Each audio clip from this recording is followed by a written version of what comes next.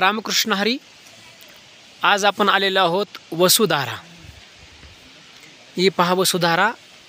तुम्हाला आधी दर्शन मी दाखवतो कसं आहे ते, नंतर आपण याच्याबद्दल चर्चा करू. हे बघा वसुधारा, अतिशय सुंदर असं वसुधारा आहे. हे वसुधारा बद्रीनाथपासून एक माना गाव लागतं. बद्रीनाथपासून 4 किलोमीटर माना गाव आहे. त्या ठिकाणी वेद व्यास गुफा आहे आणि गणेश गुफा आहे. आणि त्याच ठिकाणून वेदव्यासांनी महाभारत आणि श्रीमद भागवत ग्रंथ लिहिलेला आहे.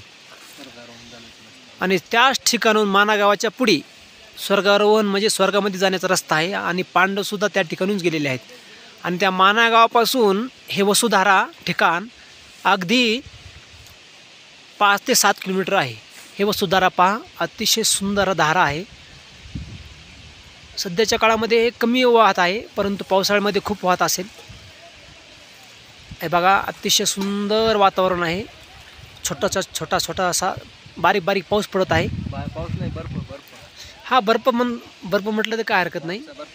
बघा आता जसं जसं वारं येईल तसं ती धारा वरती जाते अशी. तिला वसुधारा म्हणतात. आणि माना गाव आहे असं गाव आहे, ते आपल्या भारतातील शेवटचं गाव आहे. आणि त्या माना गावाच्या पुढे चीन बॉर्डर लागते. तिथून पुढे चीन गाव देश सुरू होतो. हे पहा. आणि हा जो रस्ता आहे ना समोरचा, छोटासा रस्ता तुम्हाला पाऊल रस्ता, तिथून शॉर्टकट रस्ता आहे केदारनाथ जाण्याकरता. अगदी 40 किलोमीटर आहे, परंतु कोणी जाऊ शकत नाही. आणि इथून पुढे हा जो रस्ता आहे पाऊल रस्ता, तो रस्ता जातो सरळ स्वर्गारोहणला.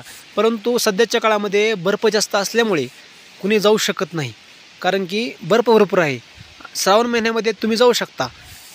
पांडव याच रस्त्यावरून पुढे गेलेले आहेत. हे पहा, अतिशय सुंदर आहे. खालती अलकनंदा मैया वाहते. अगदी छोटी धारा आहे.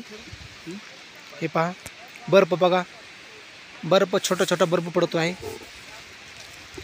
आम्ही बद्रीनाथपासून अगदी कमीत कमी 10-12 किलोमीटर पुढे आलेलो आहोत. आणि आमचं 4 धाम पाययात्रा संपलेलं आहे. शेवटचं दर्शन झालं बद्रीनाथ भगवंताचं रात्री, आणि 4 धाम पाययात्रा संपलेली आहे. अतिशय सुंदर स्वरूप आहे बघा. आणि ही वसुधारा परत तुम्हाला एकदा दर्शन दाखवतो. आणि या ठिकाणी अवश्य या. बघा वसुधारा, अतिशय दिव्य त्या ठिकाणी ही धारा आहे. इकडे एक छोटीशी धारा वाहते. हे पहा, हिचं नाव आहे वसुधारा. रामकृष्ण हरी. खाली बर्फ पडलेला आहे.